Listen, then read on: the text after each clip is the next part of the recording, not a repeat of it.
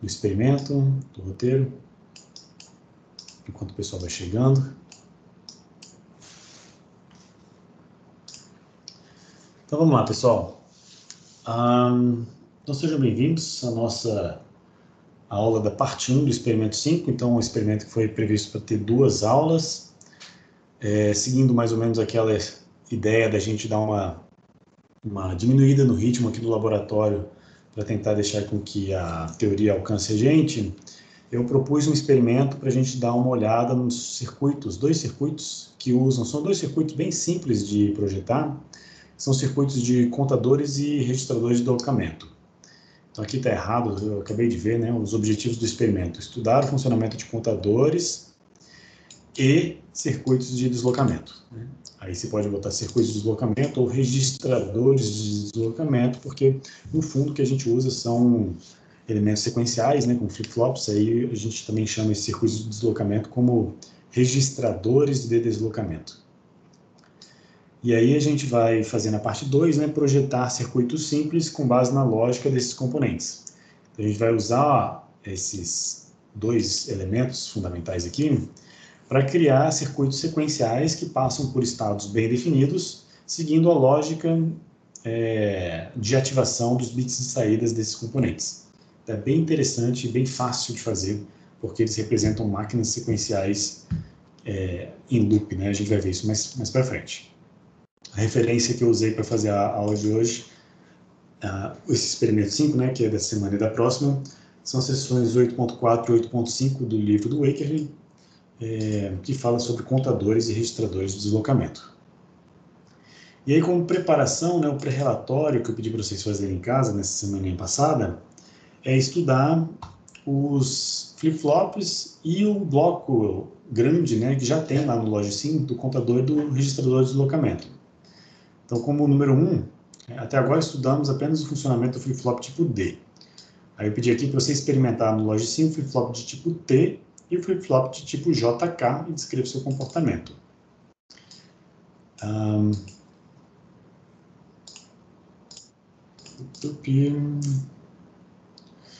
Deixa eu ver aqui. Eu nem criei a entrada, né, para o pré-relatório 5, então não tem nem como vocês terem entregue. Eu ia dar uma olhada aqui. Vou então mostrar para vocês. Alguém quer comentar sobre essa parte? O que vocês acharam? Vocês acharam tranquilo? Funcionamento, vocês acharam bacana, curioso? Funcionou, não funcionou? Teve alguma dificuldade? Tranquilo, foi tranquilo. Então, eu vou agora... Achei legal também. Beleza. Eu vou só terminar a leitura aqui antes de chavear para o Logicsim e a gente começar a falar sobre esses circuitos. Então, no número 2, o que a gente vai fazer é o seguinte: a gente vai descrever o funcionamento do circuito contador, que está dentro da pasta memória do Logicsim. É porque tem outro contador que chama contador de bits, tá? Aí, só para deixar claro aqui, eu falei que não é o contador de bits. Aí, explique o que acontece com a saída a cada batida de clock em função das diferentes entradas. Explique como fazer para o contador decrementar e como carregar um valor sem precisar contar até ele. Senão você tem um contador de muitos bits, você consegue contar valores muito grandes. Então, como é que eu faço para carregar um valor intermediário sem precisar chegar até ele? E aí tem aqui, por exemplo, descreva o funcionamento do circuito registrador de deslocamento, também dentro da pasta memória, e não é o circuito deslocador, que é um outro circuito, um outro funcionamento. E explique o que acontece a cada batida do clock e como funciona o sinal de clear e load, né, que é um sinal muito semelhante ao que tem no contador. Então, os dois são muito parecidos, o seu princípio de funcionamento e sua lógica é diferente, mas esses sinais extras que eles têm são muito semelhantes. Então, vamos aqui para o Logicsim, experimentos parte 5. E aí vamos começar com os circuitos de memória, que são os flip-flops tipo T, flip-flops JK, e fazer uma contraposição, né, em relação aos flip-flops que a gente já estudou, que são os flip-flops de tipo D. Então, todos esses flip-flops têm um sinal de enable, todos eles têm um clock,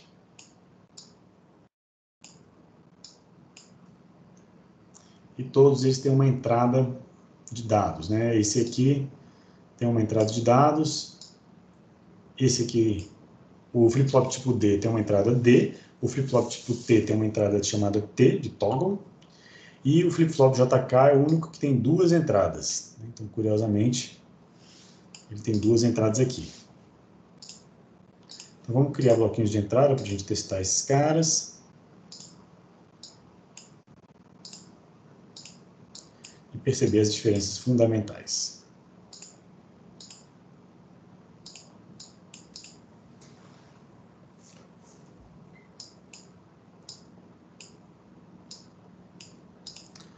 O primeiro flip-flop tipo T é aquele que a gente já sabe, né? Ele vai sempre, dado quando o enable estiver em 1, na batida do clock, ele vai então segurar o estado do que tiver na entrada. Então, basicamente, ele replica o que tiver na entrada com um pequeno atraso.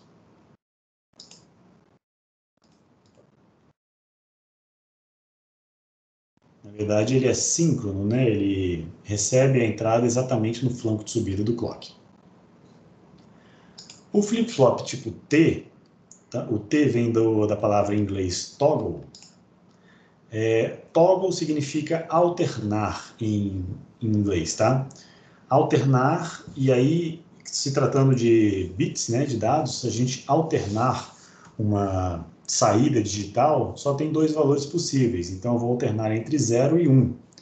Então, quando eu ativo essa entrada toggle, essa entrada T, toda vez que o clock bate, a saída vai mudar o seu estado anterior. Então, se era Q, virou Q barra.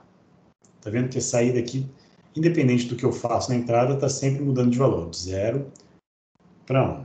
0 para 1. Como é que eu faço flip-flop T usando um flip-flop D? Olha, eu posso pegar a saída barrada do Q e botar na entrada. Então, toda vez que ele bate, o flip-flop alterna o seu estado. Então, ele sai, aqui está a saída dele, né, de 0 para 1 e de 1 para 0. Como ele já fornece uma saída invertida, ele acaba tendo o mesmo comportamento aqui do anterior. Então, basicamente a forma de implementação interna dele é usando um flip-flop de tipo D, que é o mais simples de todos, e na entrada dele você bota a sua saída invertida. Né? Faz um loop desse tipo aqui, bota a saída invertida aqui. Ele sempre alterna de valor a cada batida de clock. Agora, o flip-flop JK ele é bem interessante. Então, eu tenho uma entrada que é chamada de J, que tem uma funcionalidade também conhecida como set, e o K, que tem a funcionalidade também conhecida como reset. Então, a saída só vai para 1, né, quando você seta o J. Então, se o J estiver em 1, deixa eu apagar esses aqui para não atrapalhar.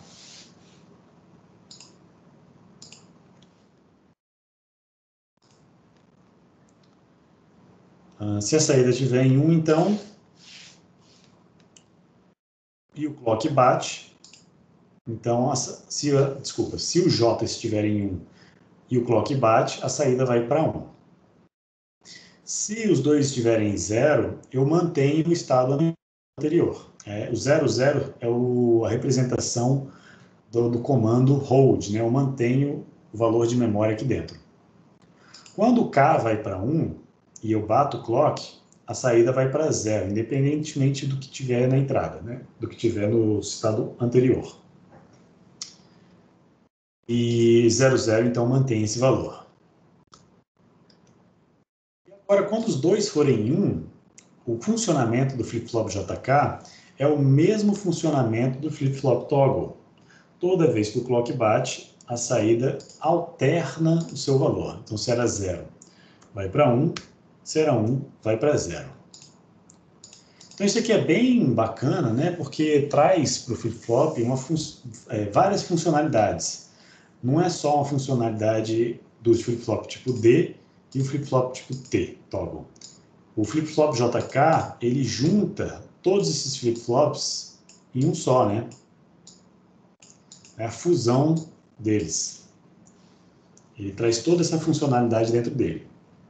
Na verdade, o flip-flop JK tem uma proposta meio que de resolver o problema do flap, do latch ou do flip-flop set e reset.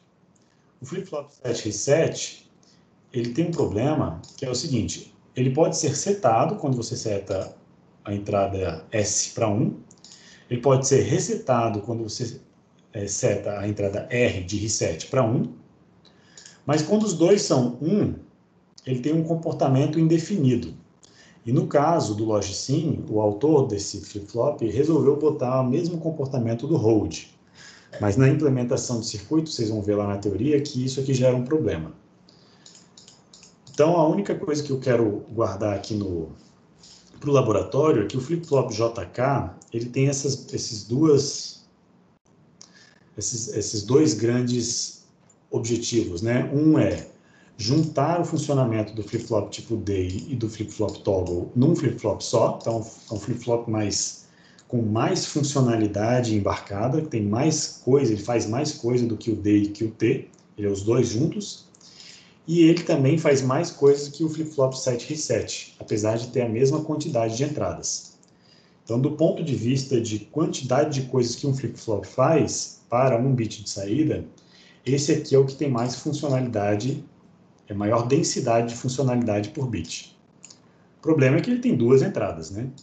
Então, o flip-flop tipo D ele é o mais usado porque ele é o mais simples. Ele é o menor, quando você faz o circuito do flip-flop tipo D, ele é o menor de todos, é o que usa menos transistores, pela sua simplicidade, obviamente. O flip-flop tipo T, ele é interessante em algumas aplicações. E aí o flip-flop JK, então, é meio que um grande flip-flop que tem tudo junto. Só que ele é custoso, né? E, geralmente em FPGAs ou circuitos dedicados, o pessoal não usa flip-flop tipo JK porque ele é grande, ele ocupa espaço e a gente não usa tanta funcionalidade assim, né? Mas é interessante conhecer. Então tá. Então, sabendo disso, conhecendo o flip-flop JK, vamos dar uma observada no contador. Parte 1, contador, no cantador. Até aqui alguma dúvida, curiosidade? Então, o contador está na pasta memória. Quando você abre aqui o circuito do contador, você pode escolher a quantidade de bits que você quer, por exemplo, 16 bits, que é o que a gente está fazendo na nossa arquitetura. O contador tem uma entrada D, que é o valor de contagem. Tem uma saída Q. Desculpa, a entrada D é o carregamento dele. Tem uma saída Q, que é o valor de contagem, né? Então, se eu botar aqui um observador, saber o que está saindo aqui. Controle de prova.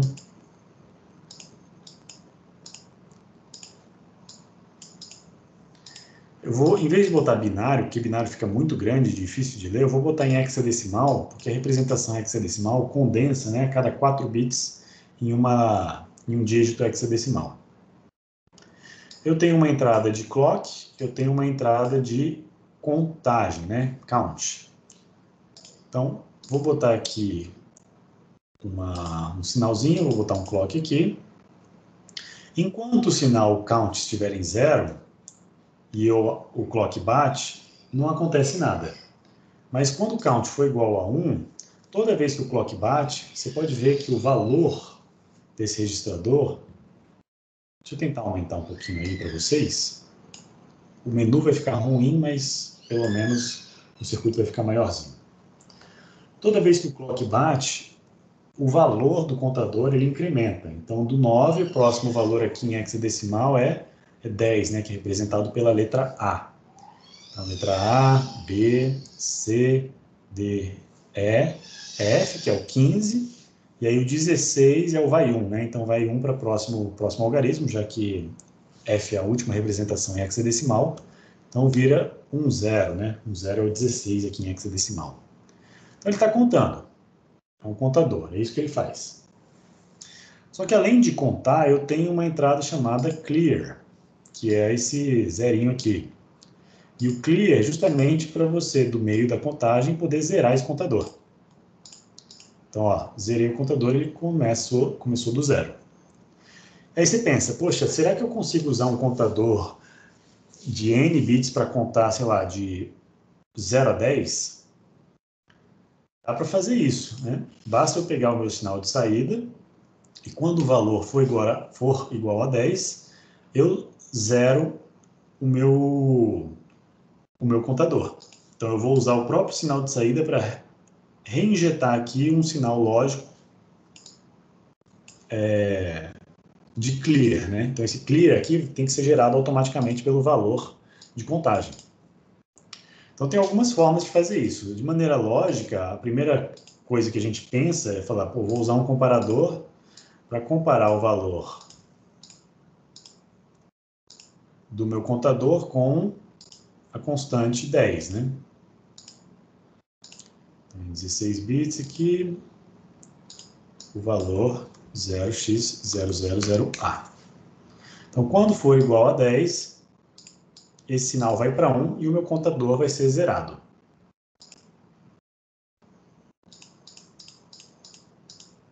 Opa, só que ele já passou, né? Então, deixa eu zerar ele aqui.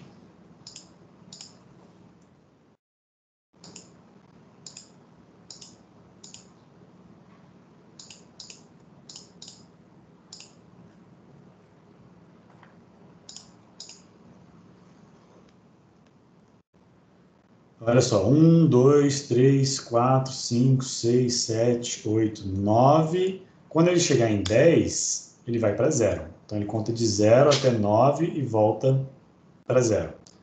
Isso foi feito tão rápido que nem deu para perceber, né? O 9 bateu o clock.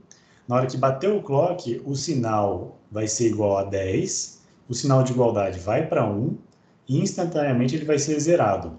Pof! E a gente nem vê isso acontecendo, tão rápido que foi. Então, isso é uma forma de você limitar a quantidade de valores, né, que a gente quer contar num contador de mais bits, né? Se eu quiser usar um contador de base 16, né, um contador binário, e aqui é hexadecimal, porque agrupando cada 4 bits, eu posso fazer um contador de base 10, que vai de 0 a 9. Então, é um dos aspectos interessantes dessa montagem. Essa aqui é uma estrutura bem clássica de um temporizador, que a gente vê muito em microcontroladores, tipo Arduino, MSP430. Isso aqui tem muito, né? E se você conseguir, de alguma forma, dar para o usuário uma forma de configurar esse valor aqui, o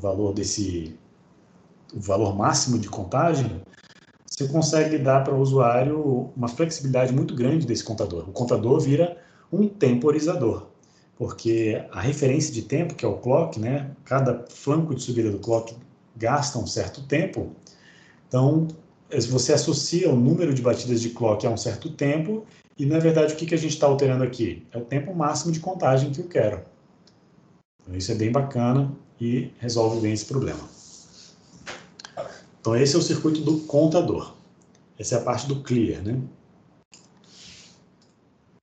Então, além do clear, para zerar esse contador, nós temos mais duas entradinhas aqui.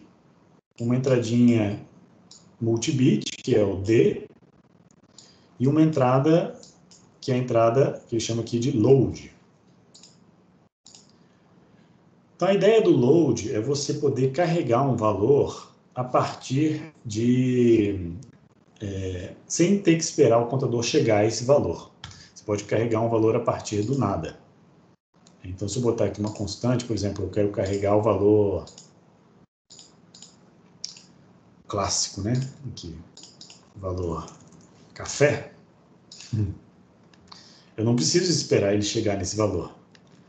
Basta eu setar aqui o load, aí ele pede para o count estar igual a 0, né? Para ele não contar enquanto ele carrega. Na hora que você seta o load, bateu o clock, a saída foi para café. Quando o load vai para 0, ele continua contando desde que count esteja em 1. Então, FF, aí vai para CB, e aí ele continua contando normalmente. Então, o load é uma coisa interessante. Por exemplo, eu tinha um contador que ia de 0 a 9. E se eu quiser um contador que vai de 1 até 10? Né? Como é que eu faço isso? Para fazer um contador que vai de 1 até 10, eu preciso de um sinal para fazer uma carga, né? Eu carregar o valor 1 em algum momento específico, e preciso de um comparador aqui para limpar, para zerar esse contador, eventualmente quando ele chegar em 10, né? Então, como é que eu vou fazer isso? Bom, o comparador a gente sabe fazer. Só que agora eu vou fazer um pouquinho diferente. Vou usar aqui uma porta XOR. Já que eu sei que eu vou usar apenas os 4 bits menos significativos, vou pegar somente os 4 bits menos significativos desse cara, usando um espalhador, aqui é 16 por 16, né? Ele vai ficar meio grande.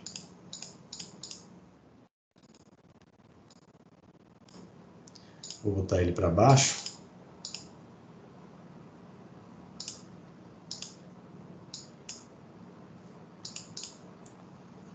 Oeste, baixo sim. E eu estou interessado apenas nos 4 bits menos significativos, porque eu vou contar de 0 a 10, né? Então, vou olhar somente para esses bits aqui. 4 bits menos significativos. Opa, peguei 5 sem querer. E aí eu vou comparar esses bits aqui com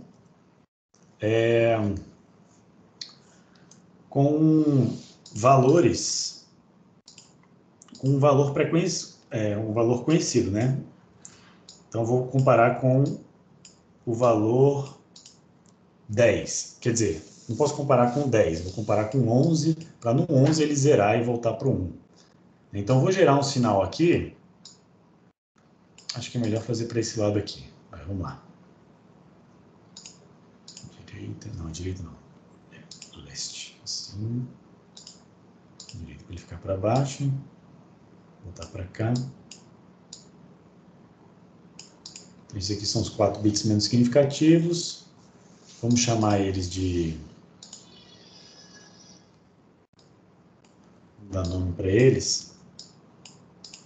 Vou chamar de contagem menos significativo. Ué, apagou? Então, esse aqui é o C0. Esse aqui vai ser o C1. Vou tirar esse underline aqui para ficar mais curtinho. Esse aqui vai ser o C2 e esse aqui vai ser o C3. Então, vou pegar esses caras aqui e vou comparar eles com... Por que eu estou fazendo isso aqui? Por que eu estou usando porta XOR? Eu estou usando porta XOR porque eu sei que a porta XOR ela me dá um resultado igual a 1 se as duas entradas forem iguais. Então, a porta XOR ela é nada mais do que um comparador, né? Ele compara se os dois valores, se os dois bits são iguais. E aí,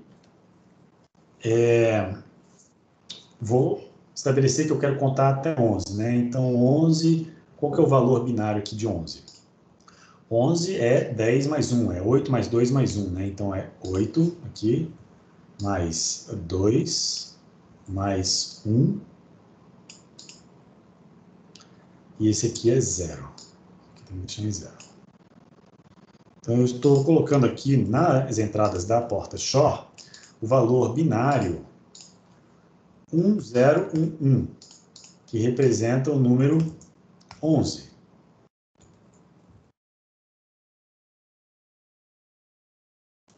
Vou botar assim, para a gente saber que é base 10.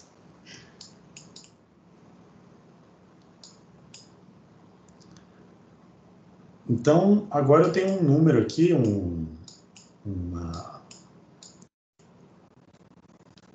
esqueci, né? O XOR ele só indica igualdade. O XOR vai ser 1 quando os dois são diferentes, né? Então eu tenho que usar um XNOR, né? Porta XOR invertida na saída. Vou pegar uma pequena de 2 entradas.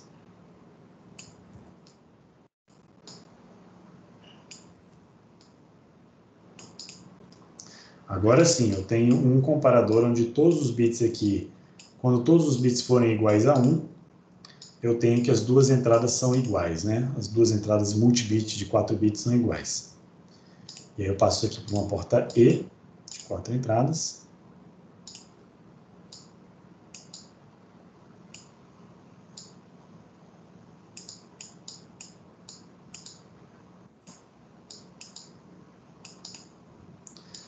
E essa saída aqui, então,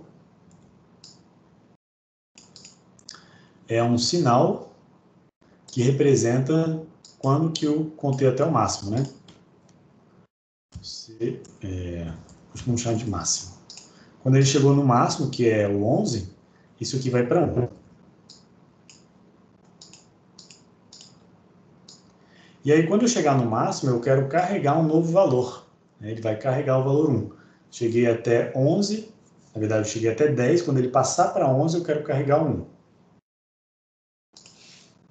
E aí, vamos colocar assim, ó.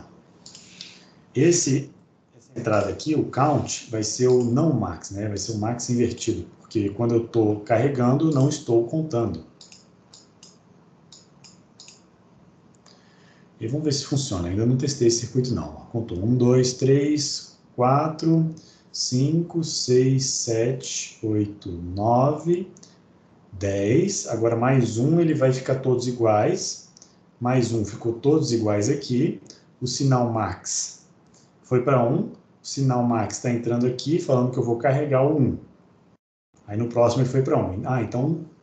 Então, como ele só funciona na batida do clock, eu não preciso botar 11 aqui, eu posso botar 10. Então, eu posso botar 1, 0, 1, 0, para ele contar de 1 até 10. 1, 0, 1, 0, para contar até 10, base 10. Vamos ver se funciona agora. Então, ele começou do 1, 2, 3, 4, 5, 6, 7, 9, 10. Agora o próximo tem que ser 1. E o próximo, de fato, ele está posicionando aqui a saída, ó, a saída tudo igual, né? Todos os bits estão iguais aos que eu quero. A saída max foi para 1, a saída max fez com que o load vai para 1 e fez com que o count vá para 0. Então, na próxima batida do clock, ele voltou a 1. Então, o sinal load combinado com o sinal max, combinado com o sinal count, ele me permite não só começar a contagem a partir de um valor pré-determinado, mas também contar até um limite superior dado pelo meu comparador aqui. Então, essa combinação de XOR com a porta E, ela funciona como um comparador, é igualzinho, né? Aquele circuito que eu tinha aqui, cadê? Comparador. Ele faz a mesma coisa que o circuito comparador para o sinal de igualdade, né? Ele não indica se é maior ou menor, mas ele indica o sinal de igualdade. Até aqui alguma dúvida, gente?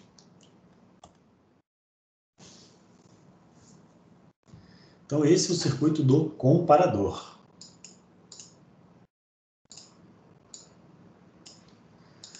Vamos, então, ao próximo. A gente já viu desculpa, esse é o circuito comparador? Não, esse é o circuito do contador. E agora vamos para o último circuito que a gente quer estudar, que é o circuito do registro de deslocamento. Aí dentro da pasta memória tem aqui um registrador de deslocamento, né? Que é esse cara aqui. Então, eu sempre gosto de usar a representação de 16 bits, que é o que a gente está usando na nossa arquitetura. Ele tem aqui um monte de entradas em paralelo, que são as entradas que representam a palavra binária, né? Eu não sei por que ele opta por fazer isso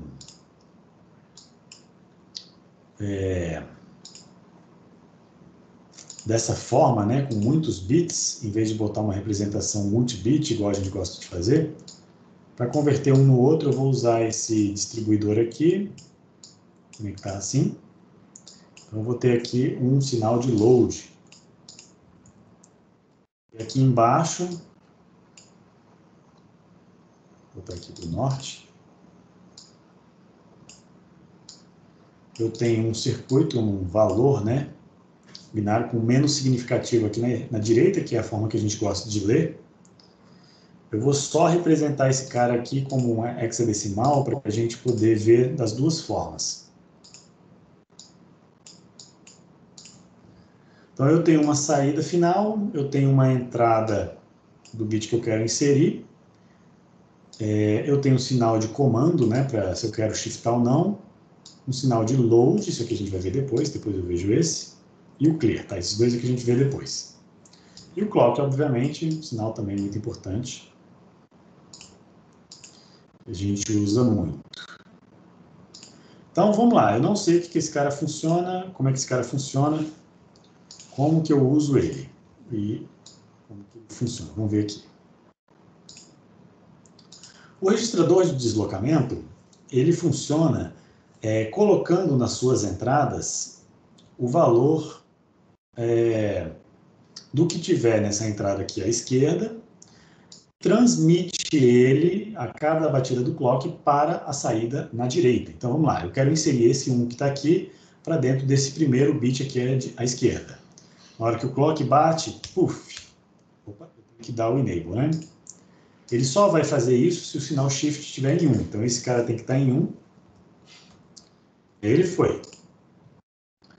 Se eu bater o clock com shift em 0, ele não desloca nada. Então, eu tenho que clicar aqui em shift. Agora eu vou inserir outros zeros, para a gente ver o 1 propagando sozinho. Bato o clock, olha lá, o 1 está andando para a direita. Toda vez que o clock bate, todo esse registro ele é deslocado para a direita de uma vez. Então, vou inserir mais um 1 aqui agora. Botei mais um 1. Aí vou botar 0 agora. Ele está levando os 1s da esquerda para a direita. Então, o shift, né, esse circuito de deslocamento, é um circuito que desloca da esquerda para a direita a cada batida de clock. E é legal, não sei se vocês perceberam aqui, ó, vocês podem perceber que toda vez que ele desloca para a direita, o valor de saída é dividido por 2. Então, 8 deslocado para a direita vira 4, deslocado para a direita vira 2, deslocado para a direita vira 1. E isso é lógico, né? Porque cada um desses bits, ele assume um peso diferente. O bit mais significativo é 2 elevado a n, e o bit menos significativo é o 2 elevado a 0, né? Então, vou ter 2 elevado a 1, 2 elevado a 0, e por aí vai. O interessante é que quando o bit assume uma posição imediatamente anterior, o que acontece? A sua significância, né? O seu peso, ou seja, o seu valor, de fato, ele fica uma potência menor. E como aqui são potências de 2, né, deslocar para a direita representa, na verdade, uma divisão por 2. Então, isso aqui é um recurso bem interessante de você observar e olhar para o circuito de deslocamento para a direita como dividir por 2. Deslocar para a direita é muito mais fácil do que realizar um circuito de divisão, né? Vocês viram lá o tamanho do circuito multiplicador. O circuito de divisão é aquele mesmo circuito usando subtratores ao invés de somadores. Então, é um circuito muito custoso, muito grande. Então, agora que a gente viu o funcionamento do shift, né? Vocês têm alguma dúvida? Se eu inserir uns, ó.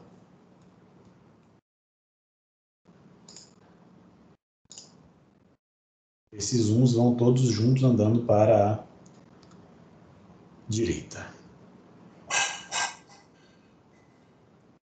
Beleza. Então, sabendo disso, vamos ver agora como é que funciona o sinal de load e o sinal de clear. Então, eu tenho aqui um sinal de load que me permite carregar um valor através dessa entrada paralela aqui. Então, se eu colocar aqui uma constante também de 16 bits, vamos ao nosso exemplo clássico, né? Se eu quero carregar a palavra café aqui dentro, eu posso usar o sinal de load. Então, se o sinal de load estiver em 1 e haver um flanco de subida, puff, esse circuito carrega imediatamente o valor que está na entrada load. Se o load estiver em 0, ele continua deslocando os valores a cada batida de clock. Uma outra coisa interessante aqui, ó, olha só. Se eu for deslocar para a direita, o café, só vou ver o CAF, né, o CAF deslocado aqui para a direita, quando eu fizer 4 batidas de clock. Então, 1, 2, 3, 4. Olha lá. A cada 4 bits deslocados, eu tenho a minha representação hexadecimal que reaparece aqui. E isso é lógico, porque em hexadecimal, a gente agrupa cada 4 bits em um algarismo hexadecimal. Essa é outra percepção interessante desse circuito. E por fim, né, eu tenho o sinal aqui de clear. Toda vez que clear vai para 1, a saída vai para 0. Então eu posso carregar na batida do clock. Então o sinal de load ele é síncrono, ele só funciona quando o clock é igual a 1, é quando o clock bate, quando o clock vai para 1, né, no flanco de subida do clock. Agora já o reset ele é assíncrono, o clock não precisa bater para eu zerar a minha saída. Então o reset tem prioridade em cima de qualquer outro sinal aqui, até do clock. Então esse é o circuitinho de registrador de deslocamento. Agora deixa eu voltar aqui para o roteiro, para a gente ver o que a gente vai fazer antes, né?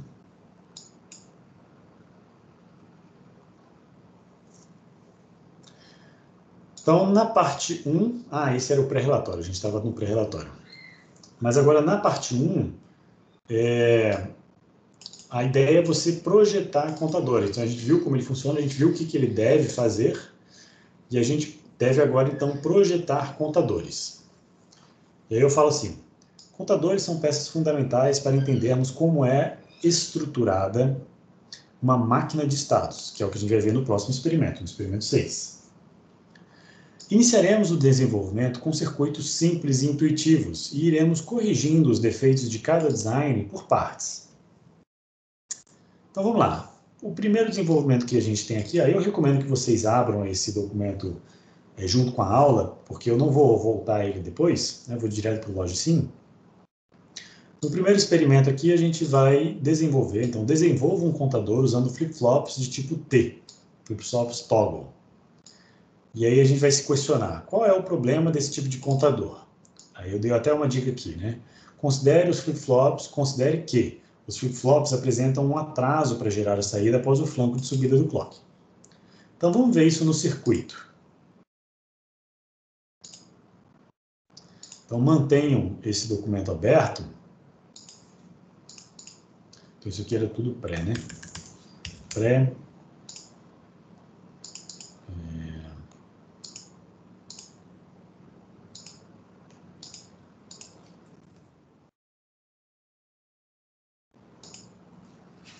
Puxa.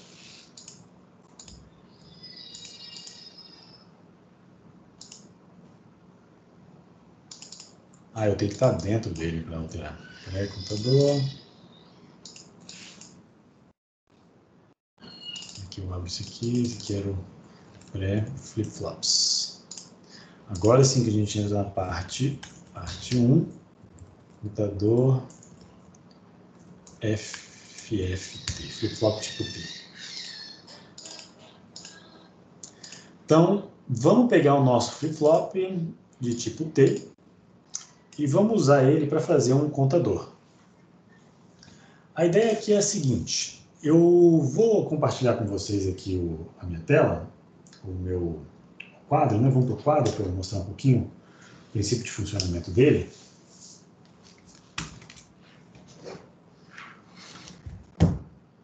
Deixa eu abrir aqui o tablet.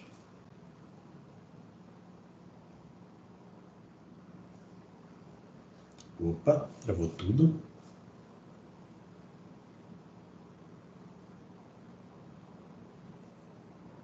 Ô, louco, travou mesmo. Bom, vamos esperar aí enquanto ele volta. Vou compartilhar aqui com vocês do meu outro computador.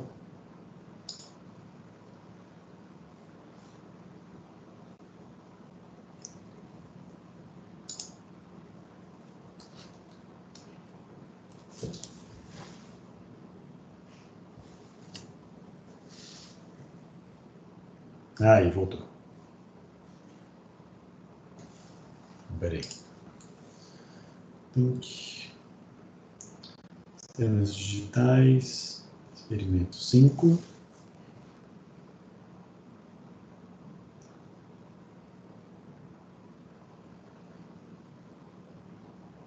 Aqui.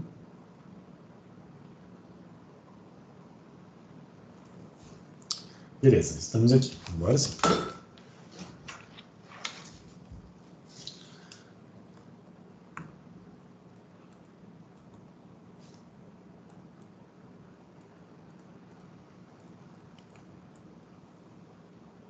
Então, vamos aos contadores. Então, quando você olha para uma sequência binária, né? Vou botar aqui em 4 bits, só para a gente ver como exemplo.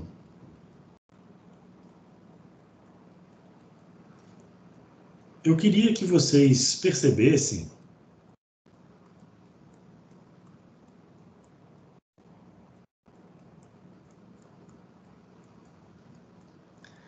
a lógica que existe nesses contadores.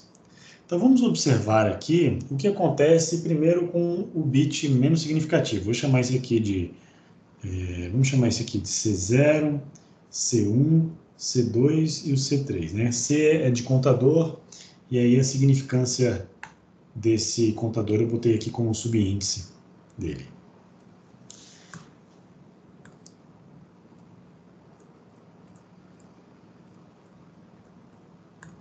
Então, vamos observar o que acontece com esse bit menos significativo aqui. Ó. Você percebe que ele está alternando a cada linha que eu vou avançando, né?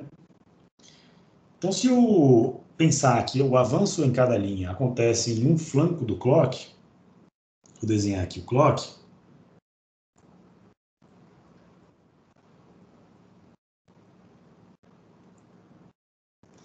O que a gente percebe é que o contador zero, né? A cada flanco do clock aqui,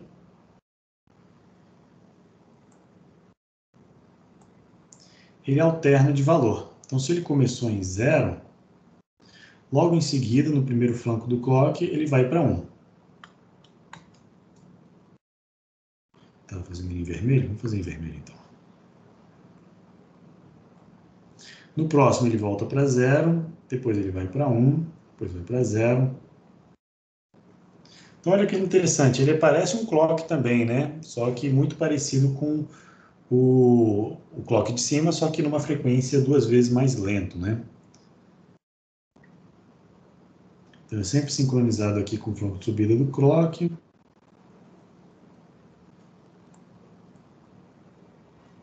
E agora, se a gente observa o segundo bit, a gente percebe que ele, a cada 2 batidas do clock, ele alterna o seu valor. E aí, você pode perceber que ele sempre alterna o seu valor quando o menos significativo aqui passa de 1 para 0. Ó. Então, quando o bit menos significativo passou de 1 para 0, o bit seguinte alternou o seu valor. Então, observando nessa transição, é como se eu tivesse o flanco de descida. Então, neste flanco de descida, neste flanco de descida e neste flanco de descida, o sinal do clock 1, né, do contador 1, vai alternar o seu valor. Então, se ele começa em 0, ele passa 2 ciclos em 0, e aqui ele muda para 1. Ele passa 2 ciclos em 0, e aqui ele muda para 1. Para 0, desculpa, volta para 0. Muda para 1, e aqui volta para 0. Então, ele também parece um clock, só que agora 2 vezes mais lento que o anterior, ou 4 vezes mais lento que o primeiro.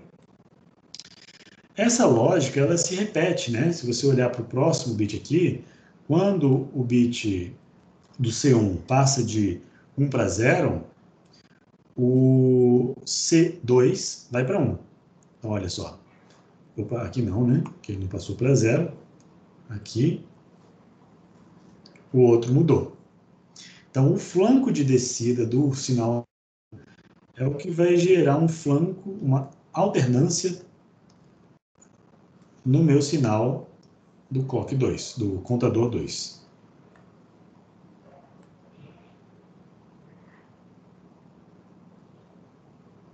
Essa visualização tá clara, gente? Tá tranquilo, né? Acho que é molezinha.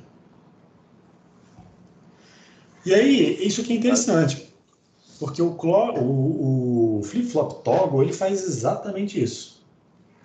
O flip-flop toggle, quando você conecta um flip-flop toggle, uma saída do flip-flop toggle no clock do flip-flop toggle seguinte, você tem exatamente esse comportamento.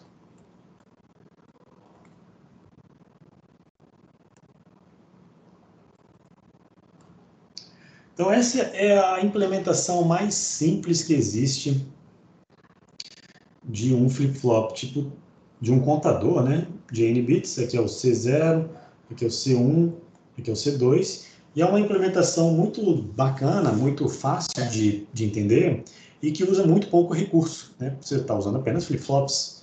E esses flip-flops são uns dos mais elementares, né? O flip-flop tipo T. Vamos ver se essa implementação de fato funciona aqui no Logicsim.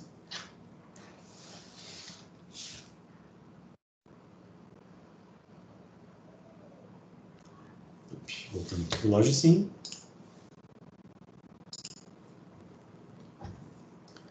Então, usando o flip-flop de tipo T, eu vou colocar vários flip-flops de tipo T em sequência.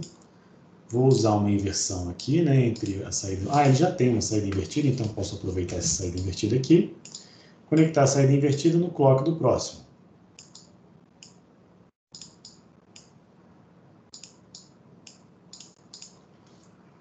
E a entrada do primeiro vai ser o clock do nosso circuito. Esse flip-flop do Logicsim, ele tem essa entrada T que funciona como um enable, né, praticamente.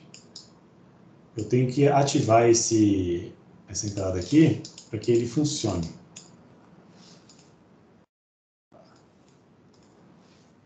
Vou abrir aqui. Esse cara é o enable, ele está setado, e toda vez que o clock bater, a saída Q. Essa aqui é a saída, né? Então tem um e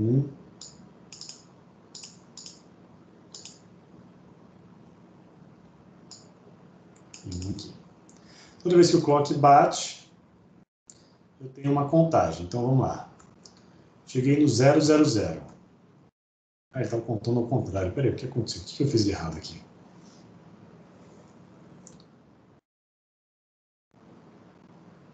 Tá. É porque esse aqui é o menos significativo, né? A gente está olhando ele ao contrário. Deixa eu desenhar ele de outra forma, para a gente botar o bit mais significativo à direita e ficar mais simples. Deixa eu pensar aqui. Opa. Deixa eu redesenhar isso aqui. Eu vou fazer o seguinte. Não tem como inverter ele, né?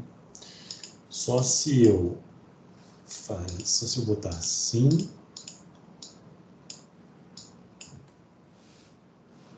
Já sei. Vamos dar nome para os fios. É o jeito. Então vamos falar que isso aqui é o clock.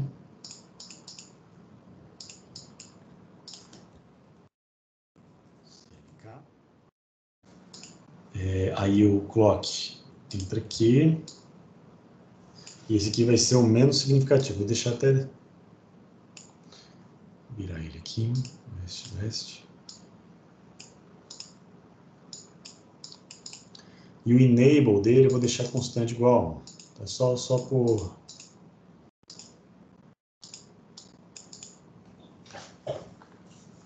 E aí eu vou chamar esse cara aqui de C0. A gente poder distribuir ele para frente. Esse aqui é o C0, contador 0. E agora eu vou pegar esse cara e vou colocar aqui, só que o clock dele não vai ser mais o clock, vai ser o C0, né? Então, C0 vira C. Esse aqui é o C0. Esse aqui agora a saída é o C1. O C0 aqui está ao contrário.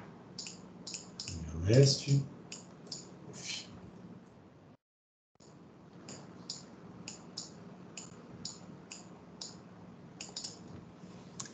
E aí esse aqui vira o C2, que conecta, então, na saída do C1. Acho que agora a gente consegue ver em forma de uma palavra binária, né? A visualização vai ficar mais simples, colocando o bit menos significativo à esquerda. 000. Agora eu vou bater o clock. Não, ele está decrementando. Que coisa doida. Peraí, o que aconteceu?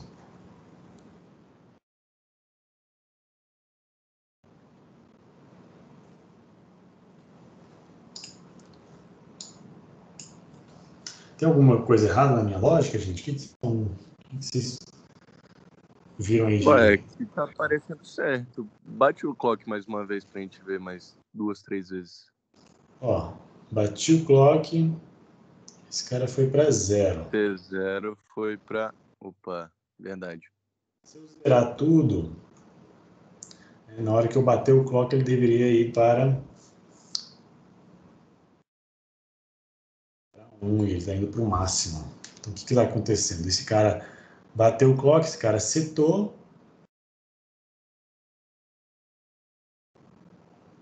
Saída invertida, será que está certo isso? Peguei o flanco de subida. Quando esse cara vai de 1... Ah, peraí. Esse cara aqui.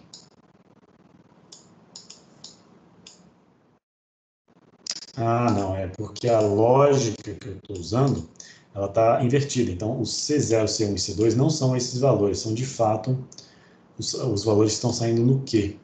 É porque na lógica que eu desenhei aqui no circuito, eu peguei o sinal antes da inversora. Então, só para ficar mais evidente, eu vou deixar exatamente igual ao que eu coloquei ali no meu circuito, para a gente não se confundir. Eu vou botar uma inversora na saída Q. É isso que está acontecendo. Vou botar uma inversora aqui na saída Q e vou pegar o sinal antes dele inverter. Que seria o equivalente a pegar o Q em vez do Q barra, né? É exatamente isso que está acontecendo. Então, esse cara aqui usa...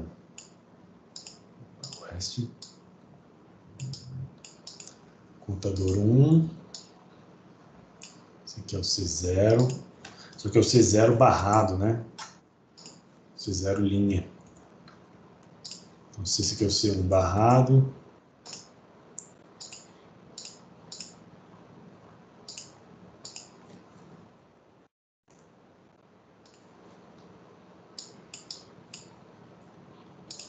E o C0 barrado. Vai me gerar o C2 barrado.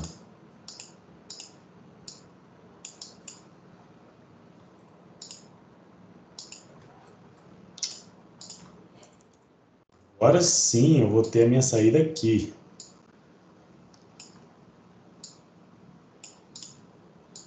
Vamos ver.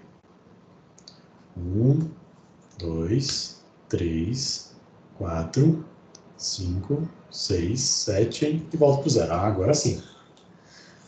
Era isso que estava acontecendo. Na verdade, eu posso até tirar essas inversoras, né? Vocês já devem ter percebido aí. Vou pegar essa saída invertida aqui. Já que o Logicsim já me fornece, né? Para que eu vou ficar inventando inversão, né? Se não precisa.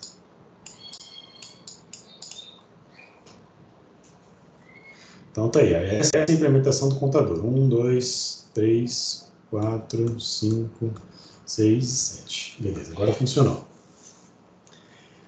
Essa implementação ela é interessante, só que ela tem um pequeno probleminha.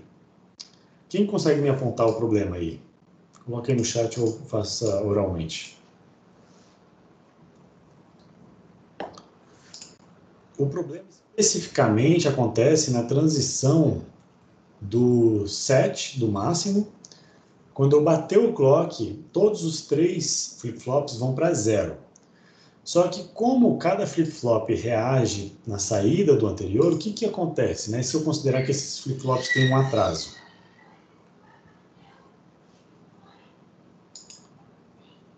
Olha só.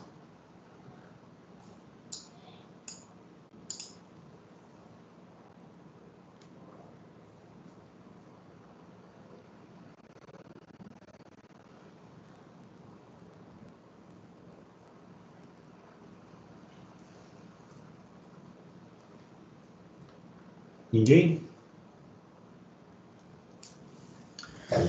Então, olha só, nesse circuito aqui, quando o C0... Imagina que está todo mundo em 1, né? Está todo mundo aqui, 1, 1, 1. E a próxima transição vai fazer todo mundo ir para 0. Então, eu quero transitar desse 1 aqui, desse estado aqui, para o estado 000. No caso de um contador de apenas 3 bits, é como se eu estivesse voltando lá para o meu estado inicial, né? E aí, o que você percebe? você percebe que se esses 3 bits transitarem todos na mesma batida do clock, o clock vai bater. Vamos fazer um clock mais espaçado aqui.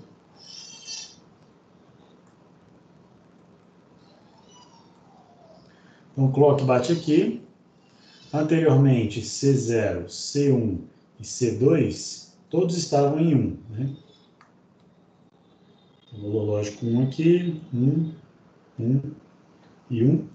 E se eu considerar flip-flops perfeitos, né, na hora que, sem atraso nenhum, tudo isso aqui vai para 0 instantaneamente. O problema é que eles não são flip-flops perfeitos. Na realidade, cada um tem um atraso. Então, na hora que o clock bate, o primeiro flip-flop ele demora um pouquinho para reagir. Na hora que o segundo...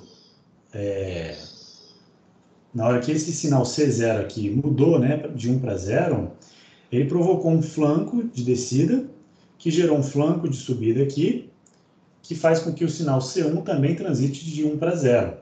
Então, se ele tem um atraso, essa transição acontece não imediatamente junto com o C0, mas um pouquinho depois. E o mesmo acontece com o C2. Então, há um problema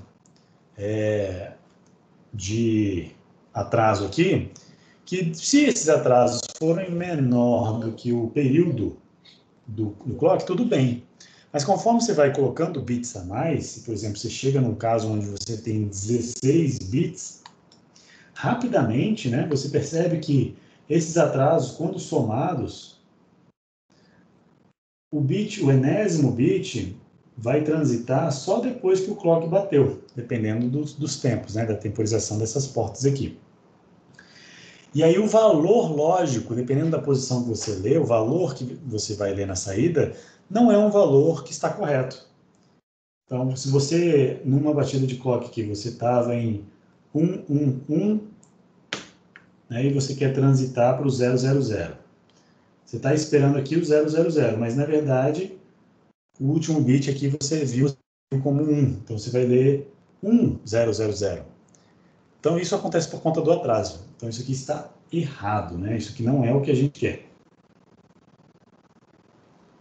Então, se você ler esse sinal aqui no meio do caminho, ao invés de ler 000, você vai ler, nesse caso aqui, é 110. Está errado. Então, dependendo do momento que você pega e faz essa leitura, você acaba lendo um valor errado de contagem. Isso por conta do atraso de propagação entre um flip-flop e outro, né? Tem um atraso aqui, um ΔT de propagação entre entrada e saída. Então, isso é um problema. E isso aqui não corresponde a um circuito síncrono. Então, vamos transformar esse circuito para ele funcionar melhorzinho, né? Como um circuito verdadeiramente síncrono. Um circuito sequencial.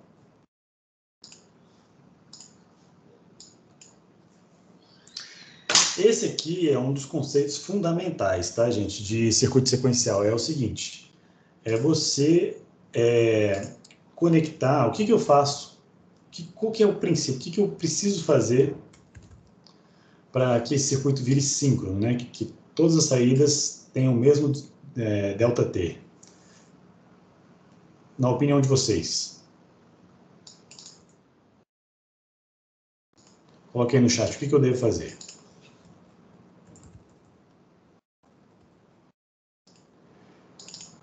Eu estou agora no item 2, tá, da nossa parte 1, que é o contador síncrono serial.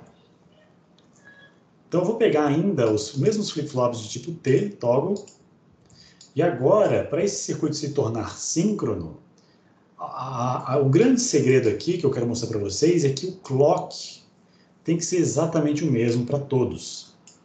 A isso que corresponde a um circuito síncrono de fato.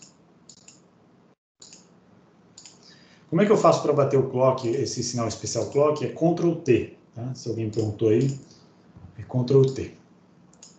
Ctrl T, quando eu seguro Ctrl T, ele faz uma batida de clock. Então é bem fácil, bem prático de mostrar ele funcionando.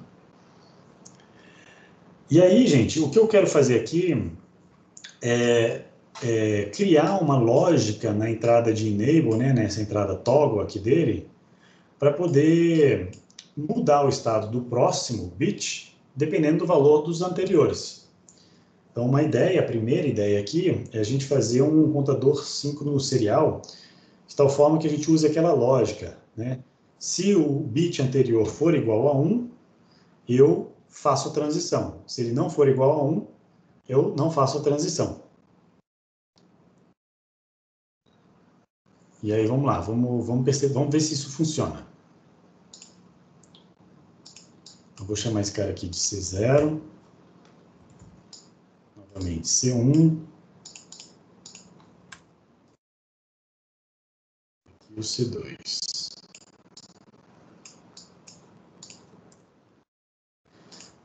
E aí, olha só, se o C0 chegar em 1, significa que eu posso contar o seguinte, né? Então, se eu botar o enable sempre em 1 aqui, ele sempre está contando. Vamos fazer isso aqui de um pino de entrada. Vamos chamar esse pino aqui de enable. Se eu habilitar, ele conta. Se eu não habilitar, ele não conta. E aqui, vamos botar esse cara aqui embaixo. Então, quando o C1 chegar em 1, o C2 conta. Isso aqui claramente tem um problema, né? Então, eu vou dar um enable e vou começar a contar.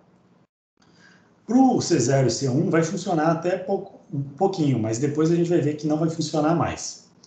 Então, a contagem, ó, 0, 0, bati o clock. 1, bati o clock. 2, né? Então, 1, 0.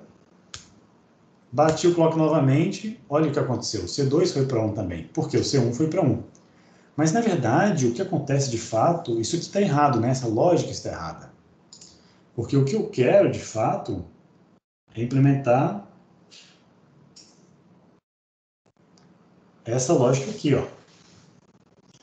Eu quero que o circuito anterior, o próximo bit, só conte, não quando um bit for igual a 1, mas quando todos os anteriores forem igual a 1. Porque senão ele estaria contando aqui, ó. Eu não quero que isso aconteça, não quero que ele conte aqui. Eu quero que ele conte quando todos os anteriores forem igual a 1. Quando todos os anteriores forem igual a 1. Então, agora, usando essa nova lógica, vamos tentar modificar o circuito para que a gente opere dessa forma.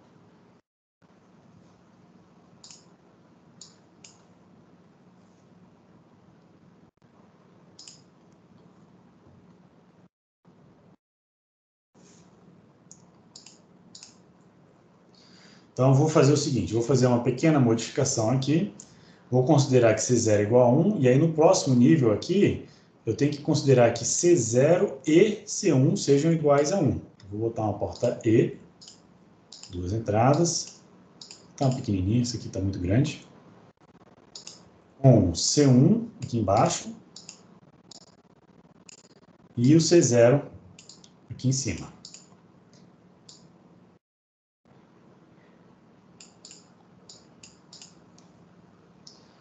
Vamos ver se isso funciona, né? Vamos botar mais um bit aqui só para a gente ver essa lógica mais uma vez.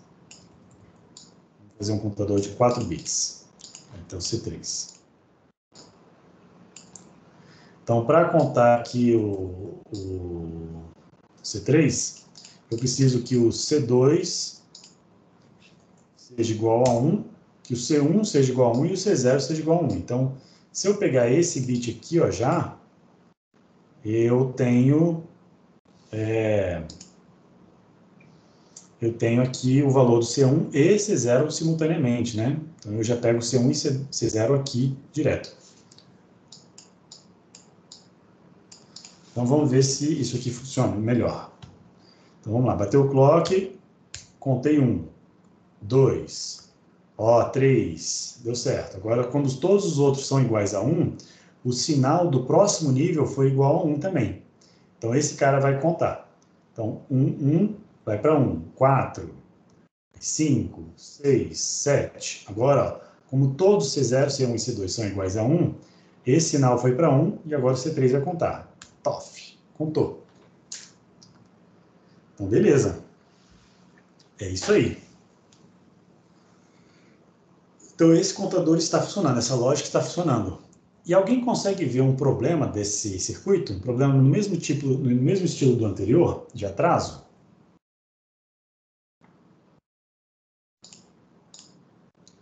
Enquanto vocês vão pensando aí, eu vou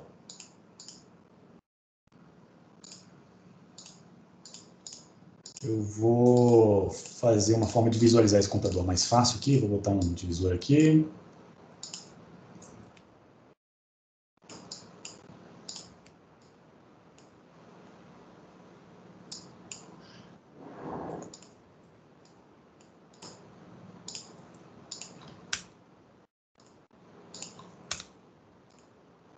O que vocês acham, hein? Bota aí no chat. O que vocês acham? Qual que é o problema desse computador aqui?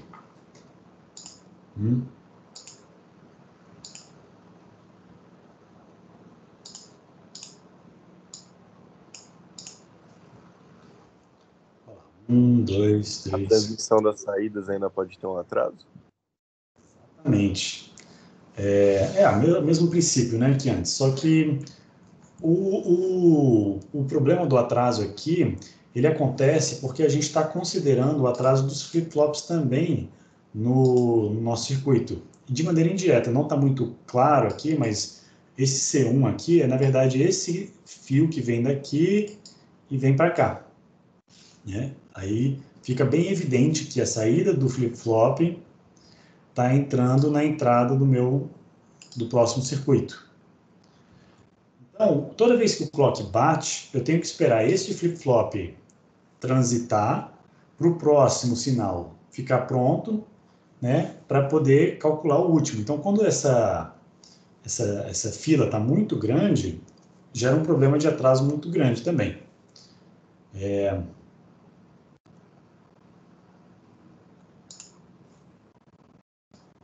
Aí a ideia é que a gente fazer um contador síncrono paralelo, para tentar tirar um pouco esse atraso do flip-flop. Deixa eu abrir aqui.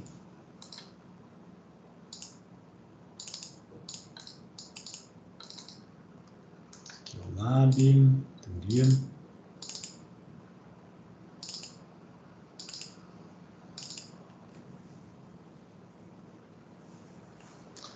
Só um instantinho.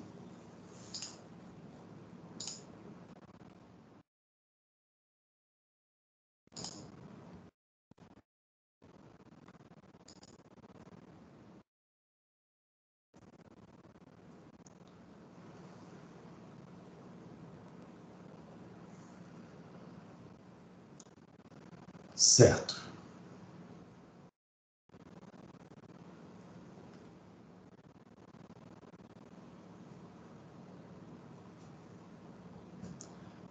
Tá.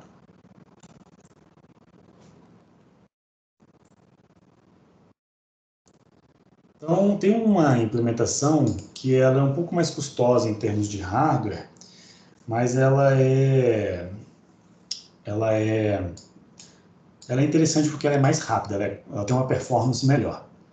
Porque o que está em jogo aqui? Né? O que está em jogo é a quantidade de atrasos que você coloca para os bits mais significativos.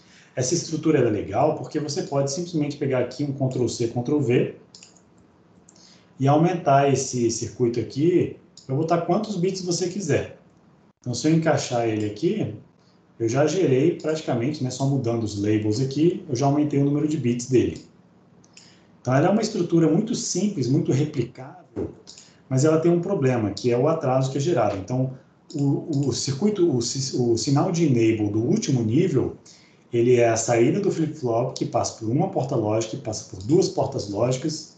Então, para o enésimo bit, eu vou ter n-1 níveis de porta E, o que é um problema, porque vai gerar um atraso muito grande. Então, o atraso é gerado especificamente por esse caminho aqui, ó, que passa por várias portas lógicas. Então, uma forma de tentar aumentar a performance desse circuito é tentar tirar essa dependência do circuito anterior e fazer uma geração nova, né, do sinal que está aqui no circuito de baixo. Então, a maneira de fazer isso de maneira ótima, né, e mais performante, porém com custo adicional, é gerar o mesmo sinal anterior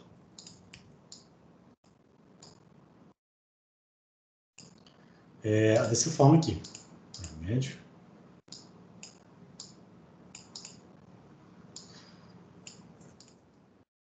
Então, aqui eu tenho C2, C1 e C0. Eu estou gerando o mesmo sinal anterior no próximo nível. E aí eu quero fazer mais um bit, beleza, eu posso fazer mais um bit aqui embaixo. Só que agora, esse bit, eu preciso de uma porta aí de 4 entradas, né? O que vai levar em consideração não só o C0 até o C3, o C0 até o C2, mas vai gerar também o C4, né?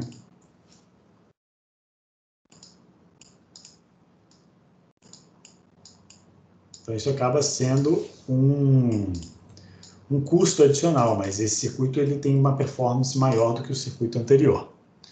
Porque eu não preciso, não tem um atraso de propagação aqui, ó, esse atraso que tinha de propagação entre um sinal e outro. O sinal ele é gerado diretamente aqui no circuito, né? Uma porta só de passagem. Então, é um circuito mais rápido. Quanto menos tempo eu levar para calcular o sinal de enable, mais apertado eu posso aumentar a frequência do clock, então eu posso fazer um contador mais rápido. Então esse circuito aqui é o mais performante, mas ele é o mais custoso, então tem uma balança aqui, né, de valor, de custo do contador com a sua velocidade de operação. Ok. Então esse era o contador a gente fez um contador de 5 bits, né? Eu vou deixar em 4 bits para deixar bem exemplificado aqui.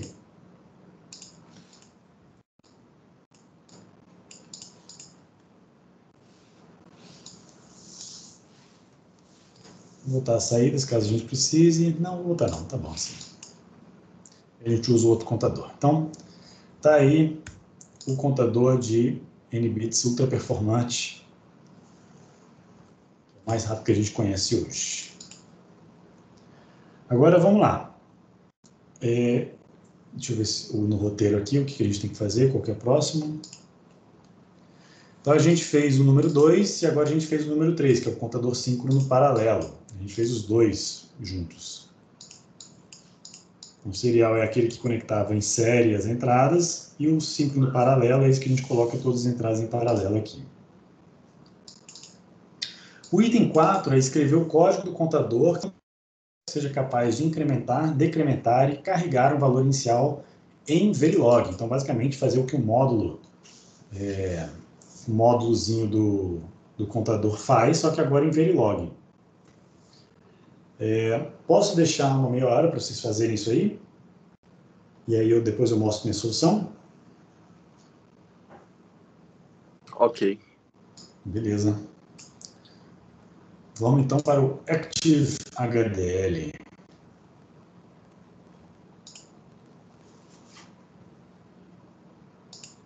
Qualquer dúvida é só me perguntar, estou aqui, tá?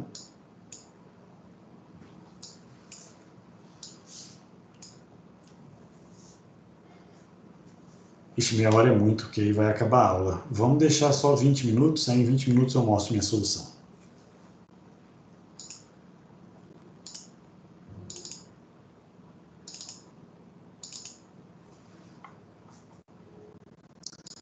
Se vocês quiserem, vocês podem começar daquela implementação do contador que eu termino no vídeo sobre Verilog, né? A gente termina com uma implementação de contador.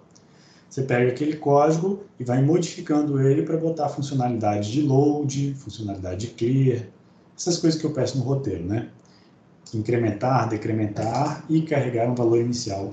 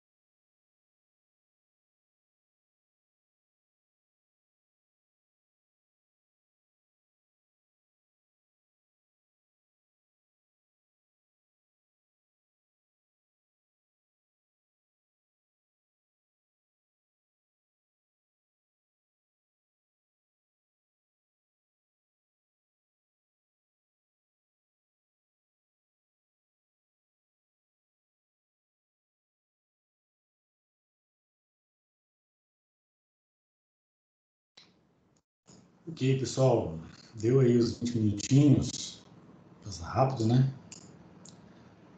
Deixa eu mostrar aqui a minha solução, porque ela é relativamente simples, eu testei ela no ActiveHDL, só para vocês terem uma base aí de se vocês estão caminhando na direção correta. Olha, o que eu fiz foi o seguinte, eu criei um contador já genérico, tá, para N bits, tá, e aí, por padrão, se você não falar nada, aí vai ser um contador de 8 bits, mas pode ser um contador de 16, como eu vou mostrar logo em seguida, no teste bench. Criei as entradas clock, reset, a entrada paralela D para carregar os dados. Criei uma entrada chamada inc não dec. Então, quando ela vale 1, eu incremento. Quando ela vale 0, eu decremento. Por isso que eu boto I não D, né? IND. Load é um sinal que quando vale 1, eu carrego o D, que é a mesma história lá do contador do Logsim. E uma saída que eu não botei como wire, mas eu botei como uma variável, ou um reg, né, quem estiver usando o Verilog 2005, que é de fato o valor de contagem. E aí eu já estou usando aqui a notação própria para síntese, né, que a gente viu lá quando a gente sintetizou o circuito, que usar só o reset sem o pós-add não gosta, o sintetizador não gosta muito. Então eu botei aqui sempre no flanco de subida do clock e sempre quando o reset for para 1, se o reset acontecer, ele tem prioridade, então ele zera o contador. Caso contrário, se tiver alguma coisa para carregar, eu carrego. Caso contrário, se o incremento for igual a 1, eu incremento. Caso contrário, eu decremento. Então, aqui está na ordem de prioridades, né? O reset é o mais importante, depois o load é mais importante que a contagem, e depois, se eu quero incrementar ou decrementar. Então, um circuitinho bem simples, bem elementar, mas que funciona bem. E o teste bench também bem simplesão. Eu instanciei aqui os sinais, tudo agora var, né? Não mais wires, mas var para eu poder modificar os valores. O clock, reset, o IND, o load e 2 valores de 16 bits, o count e o D. Então eu escrevi parametrar o valor padrão 8, né? 8 bits no contador, mas aqui eu estou instanciando uma instância de 16 bits, chamando de UUT, Unit Under Test. E aí conecto o clock, o reset, o D, o IND, o load e o count. E aí aqui eu tenho um bloquinho só para o clock, que a cada 5 unidades de tempo ele inverte o clock, então faz um clock periódico, então esse aqui roda para sempre. E um bloco initial para os estímulos, que faz reset igual a 1 no começo, depois de 50 unidades de tempo eu zero reset, e testo com incremento, depois testo com decremento, depois testo um load com valor clássico, café, e depois testo incrementar a partir daí para ver se ele continua. Então, o resultado dessa simulação deu isso aqui. Então, o clock está aqui batendo em cima, o reset que vai para 1, enquanto os primeiros sinais aqui são desconhecidos.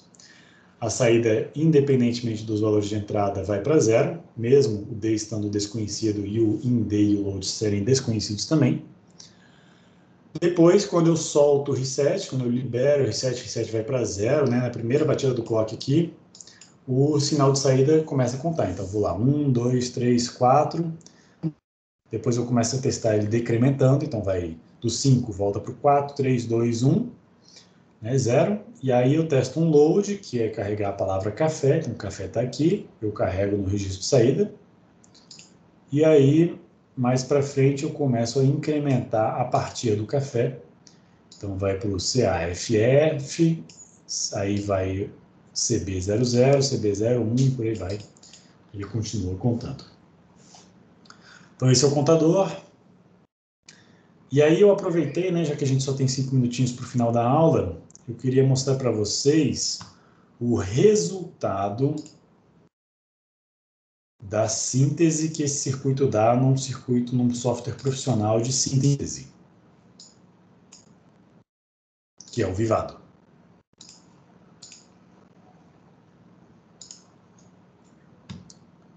Então, basicamente, eu botei aqui no Vivado o mesmo código aqui do contador, tá?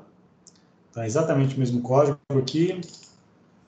Ele instancia com 8 bits apenas, só para a gente ver como é que funciona com 8 bits, os mesmos sinais, é exatamente o mesmo código que está lá. Aí eu peguei esse código aqui, rodei uma análise a nível de registradores, e aí ele plotou esse esquemático aqui para mim. Esse esquemático mostra o que o sintetizador interpretou do meu código VHDL. E aí já dá para a gente uma dica, né, se o que a gente escreveu faz sentido ou não. E parece que faz, porque ele olhou para o meu bloco always e interpretou como um bloco síncrono. E aqui botou o clock conectado a um banco de flip-flops, a um registrador de 8 bits, que é o padrão lá que eu coloquei. Então, esse aqui é um registrador de 8 bits, com entrada no clock, um sinal D de dados e um sinal clear, que provavelmente está conectado ao reset. Então, o Q, a saída Q, é justamente a saída count, né? Que é a saída do meu contador. Então, beleza, muito massa. Agora, a saída count, ela volta aqui para a entrada e ela tem duas opções. Ela pode ser somada com 1 ou subtraída de 1. Então, são dois subcircuitos que estão aqui. Ele não reaproveitou e fez um somador-subtrator só. E aí ele colocou essas duas entradas no MUX. A gente lembra que a gente viu que todo if e else era traduzido para o multiplexador. Então, ele colocou aqui no MUX, ó, o INC-D, né, o IN-D, incrementa ou decrementa. Se eu escolher 0, ele pega o decremento. Se ele escolher 1, ele incrementa. E essa saída aqui vai ser usada para o meu registrador se load for igual a 0. Agora, se load for igual a 1, ele vai carregar um valor de fora que vem na entrada D. Né? Então, ele usou certinho a minha lógica, usando a prioridade do load, né, em cima do INC-D, para carregar, então, o meu banco de registrador. Então, esse circuito ficou exatamente, ele interpretou corretamente o meu circuito. Só que isso aqui é a interpretação do sintetizador. Eu quero ver ele transformar isso aqui de fato em circuito. Então, eu aproveitei esse tempo também e rodei uma síntese, né? Não é só análise a nível de registradores, mas eu pedi para ele fazer a síntese. E como resultado de síntese, ele me deu este esquemático. Deixa eu pegar o esquemático completo, está aqui. Então, ele me deu esse esquemático, que é muito maior e muito mais difícil de ver. Mas as coisas ainda estão aqui, ó. Vamos a gente ver a nossa saída aqui, ó, saída count. A nossa saída count está conectada em bloquinhos, né? Bloquinhos de buffers para dar corrente de saída, conectadas nessas entradas aqui, ó, esta e esta. Aqui eu, inclusive, tenho uma lookup table, vamos ver o que tem dentro desse circuito aqui. Esse circuito aqui é uma inversora, tá? É uma inversora. Ele usou uma memória para fazer uma inversora, mas beleza, tudo bem. O que mais tem aqui de interessante? Então, esses counts, eles vêm deste sinal aqui, tá? Aí esse sinal, ele está comparando, ele está usando aqui uma lógica. Qual que é a lógica? Entrada 00 dá 1, 01 dá 0. Isso aqui é uma XNOR, né? Uma não ou exclusivo. Então, ele está usando isso aqui. Então, ele está comparando se o valor... Opa! O que ele está fazendo aqui? Ele está comparando... O que ele está comparando? Ele está comparando os bits, né? Os vizinhos, olha só. Ele está comparando 1 com 0, o 1 com 2, o 2 com 3 e o 3 provavelmente com 4 aqui, para verificar se eles são iguais, né? Se eles são todos iguais a 1. E aí ele usa esse sinal aqui na entrada do que é isso? Isso aqui é esse é um contador. Está usando isso num contador para gerar uma lógica. Isso aqui são portas E. Aqui, pelo visto, a lógica que ele usou são portas Es para contar mais um. Exatamente. Ó, o bit 0 vem aqui, o bit 1 vem aqui, o bit 2 vem aqui. Para gerar, quando esses bits anteriores a eles forem iguais a 1, ele faz esse cara ir para 1. O que mais que tem aqui?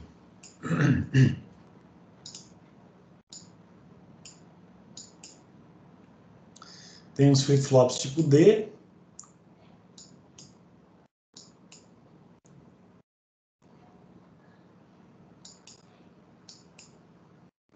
E é isso, aqui já começa a ficar difícil de ver, né, que o circuito foi de fato o circuito que eu queria, né? Esse circuito é o de incremento e decremento. Tá? O que complicou para ele provavelmente foi essa questão de incremento ou decremento. Aí a gente tem que pegar esse circuito aqui e de fato testar com o nosso test bench e ver se ele funciona, né? Porque não sei se essa lógica que o sintetizador inventou de fato funciona. Mas é isso. Então achei bem legal, bem curioso, né? A gente vê aqui dentro do dispositivo, ele alocou aqui umas lookup tables. Acho que são esses aqui. Esses aqui são pads. Tem que selecionar para ele mostrar aqui. Ou não? Não? Bom, enfim.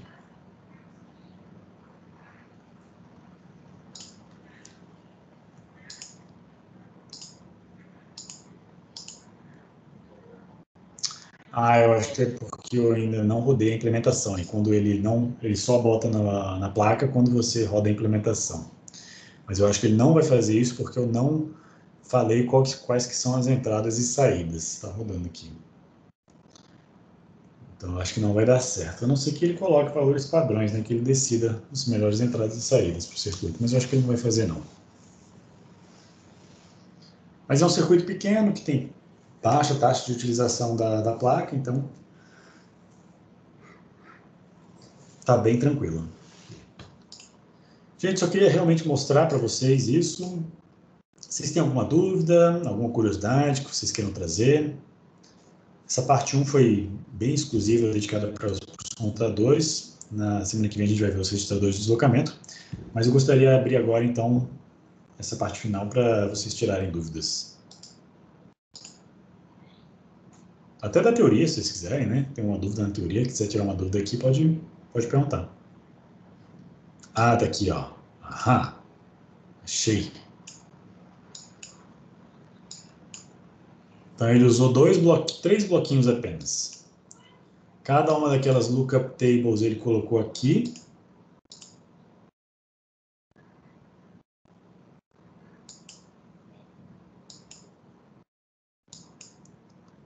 Aí ele usou os registradores, olha que legal, ele usou os registradores de 8 bits, né? Ele, em vez de usar um slice completo, ele optou por usar esses 2 slices aqui para pegar os 8 registradores ao total que eu tinha lá no meu computador. Aqui provavelmente é o somador, né? O somador subtrator, porque tem lógica de propagação, ele está usando essa lógica de propagação aqui. Né? E aqui deve ser só o final, ou talvez a verificação dos multiplexadores aqui. Então, achei bem interessante. Ficou pequeno, ficou bom. Um projeto simples, tranquilinho. Ele usa aqui os pinos, esses aqui são os pinos de entrada e saída. Ele escolheu tudo Professor, pertinho, né? Oi, licença. pode falar. Essa imagem inteira aí, ela se trata de um processador, né? Ou não? Isso aqui é uma FPGA. Ela pode ser um processador, mas na verdade ela representa, né, um circuito programável. É esse chip aqui, ó.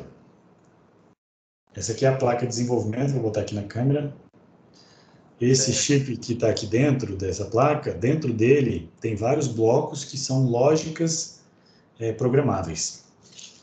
E aí são os que a gente chama desses slices. Quando você dá um zoom aqui, você vê que cada slice tem um circuito pré-definido que você pode reconfigurar ele.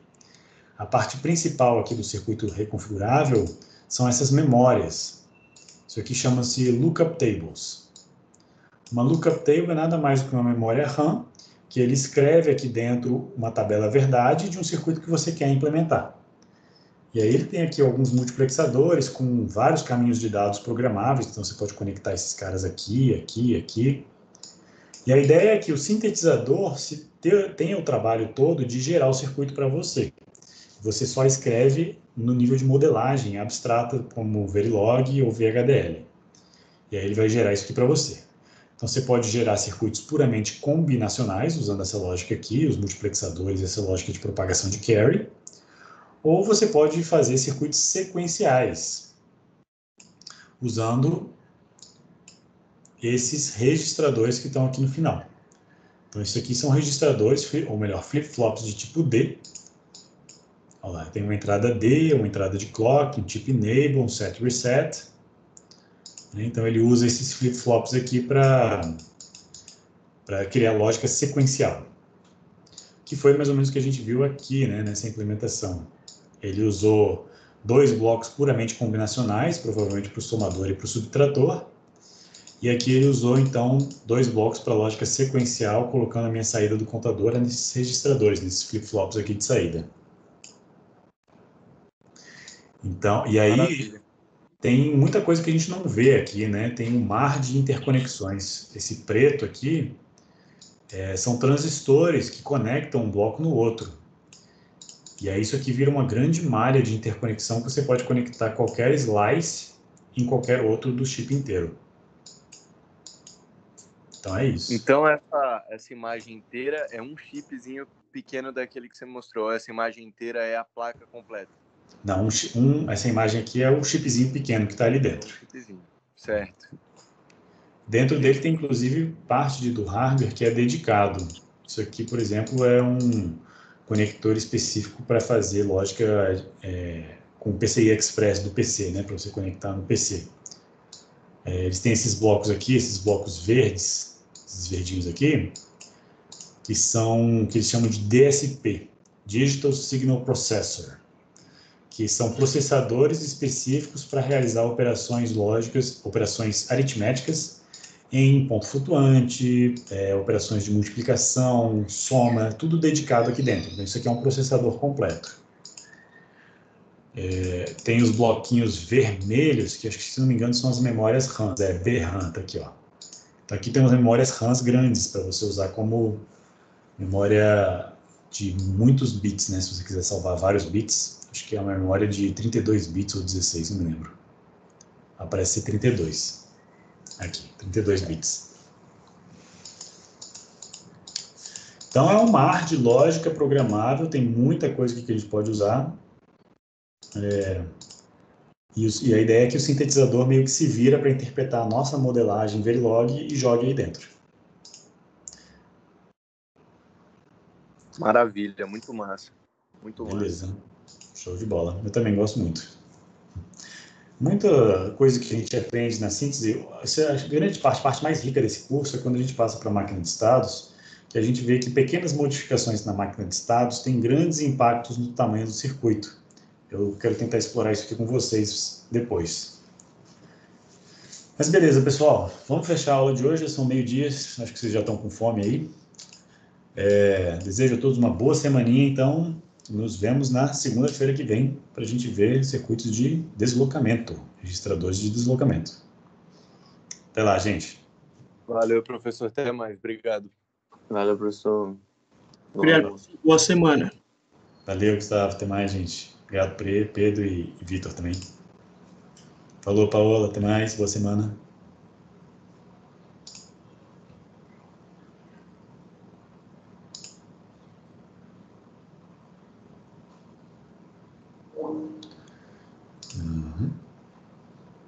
Agora baixar a lista de presença. E parar a gravação.